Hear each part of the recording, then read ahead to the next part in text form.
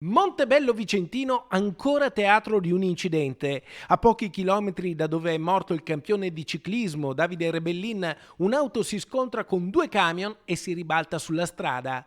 Sono le 3 del pomeriggio in via Lungochiampo e ai vigili del fuoco che intervengono sul posto si presenta questa scena. Una Fiat Panda rovesciata, una ruota staccata, il cofano aperto, una scia di frammenti seminati sull'asfalto.